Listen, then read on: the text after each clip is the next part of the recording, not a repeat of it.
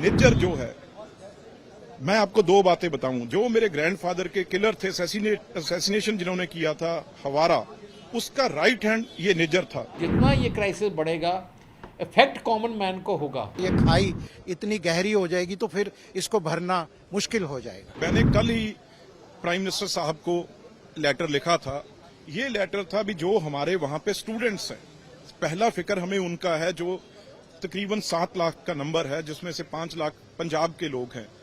वो किस तरीके से वहां पे गए हैं, यहाँ पे अपनी जमीन बेच के पेरेंट्स ने पैसा दिया है, लोन लेके पैसा दिया हुआ है, और वो वहां उनकी आगे पीआर होनी है, आगे उनका वीजा लगना है, इसमें दिक्कत ना आए। और बहुत स्टूडेंट्स हैं जिन्होंने अभी एडमिशन ली है पर अभी वो गए नहीं।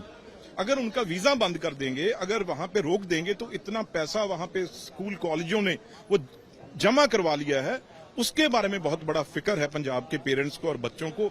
वो प्राइम मिनिस्टर साहब से मेरी कल बात हुई थी सदन में, और उन्होंने मुझे ये भरोसा दिया भी इस चीज को हम बिल्कुल अच्छी तरह देखेंगे। और दूसरी बात, यहां किसी पार्टी की बात नहीं है। अगर प्राइम मिनिस्टर हैं वो तो देश के प्राइम मिनिस्टर हैं, और यहां देश की बात है। अब ट्रूडो साहब का जहाज तो वैसे नहीं चला, वो खटारा था, 36 घंटे यहां खड़ा रहा। तो अब वहां पे जाके उन्होंने एक जो, वैसे तो उनके सिटीजन है, सिख हिंदू मुस्लिम ईसाई कोई भी हो, सिटीजन तो उनके हैं। तो अब वो हमारे पे ये कह रहे हैं भी इनको इंडियन एजेंसियों ने वहां पे मरवा दिया। अरे भाई, निज्जर जो है, मैं आपको दो बातें बताऊं। जो मेरे ग्रैंडफादर के किलर थे, असैसिनेशन जिन्होंने किया था हवारा, उसका राइट हैंड ये निज्जर था। 93 में यहां से गया और इसको वहां पे सिटीजनशिप दी गई।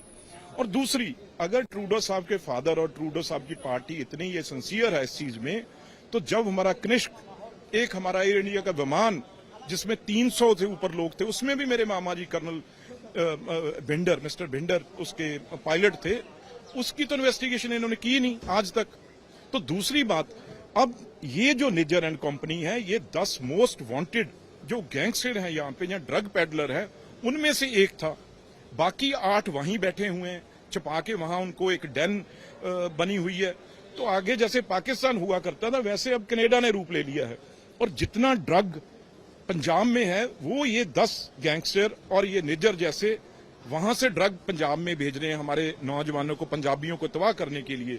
और ट्रूडो साहब को, इन्होंने गुरुद्वारों के ऊपर कब्जा किया हुआ है, निज्जर एंड कंपनी ने। 10 गुरुद्वारे थे जिसको इसने कब्जा किया था, और वहां से जो हमारा चढ़ावा चढ़ता है, वहां पे सारा पैसा वो ट्रूडो की पार्टी को जाता है।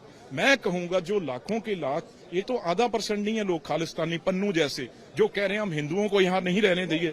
अरे गुरु नानक देव जी के टाइम से हिंदू सिख एक है, एक ही रहेगा। पन्नू जैसे कभी ये रिश्ते तोड़ नहीं सकेंगे।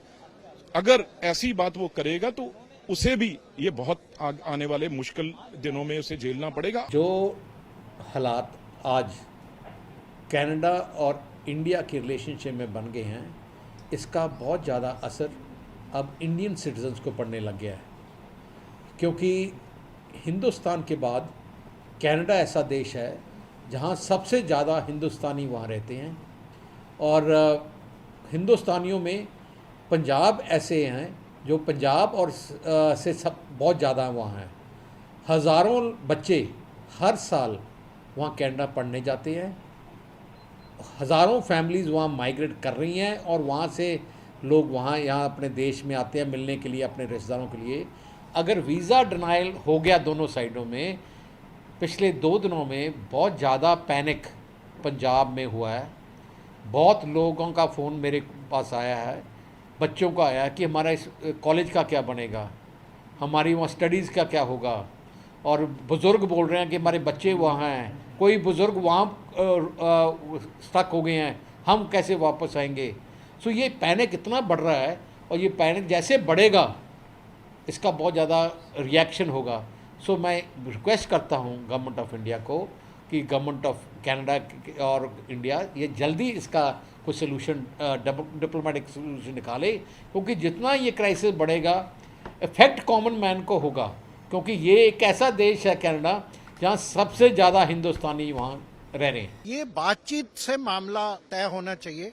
हमने अपने कनेडियन एमपी से भी बात करी है, और आज शाम को भी हम बात कर रहे हैं, जो थोड़े बैलेंस्ड हैं। देखिए, हर रिलीजन में कोई ना कोई फंडामेंटलिस्ट होते हैं, कोई भी धर्म ले लीजिए।